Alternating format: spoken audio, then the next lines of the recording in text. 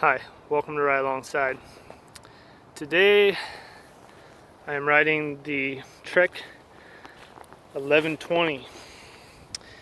It's their 29 plus bikepacking bike, and it's modeled around the Stache, but it's a little bit different.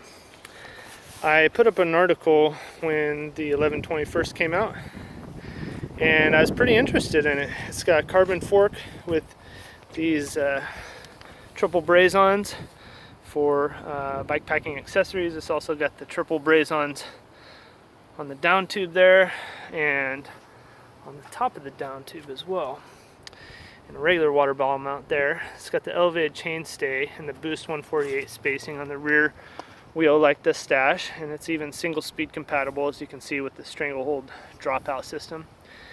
It's running the SLX drivetrain, the race face effect crankset and chainring, and the Duroc 50 rims like the Stache. It's actually very close to a Stache, just a few geometry tweaks and some extra braze-ons, and of course these rear rack mounts. It's even got a little mount down here, and of course it's got a different fork.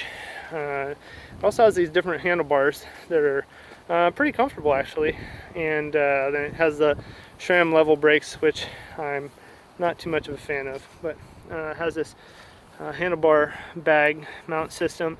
It also comes with some harnesses for this unique rear rack. So I've been wanting to look at one of these firsthand for a while, and today I was in Portland, Oregon at the bike gallery trying out both this 1120 and the Trek Full Stache, the full suspension 29 plus bike that Trek is offering now.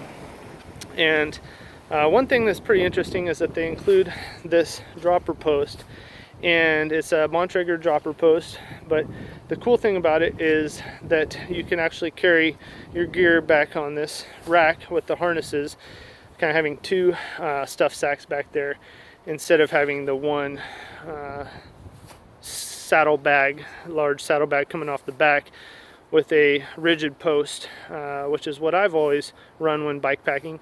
But this one's nice because you can drop the post down and easily get your leg up and over the saddle and the rear wheel, which I have to say would be huge when bikepacking. You're already tired, and then your bike is heavy, and you have to maneuver it, lean it down a little bit to get over that big saddlebag. And that would be pretty nice, as well as descending on the downhills, of course, like regular mountain biking. So anyway, I just wanted to get a quick video up there for you. I'm Nick from RideAlongside. Thanks so much for watching. I'll have more content for you real soon.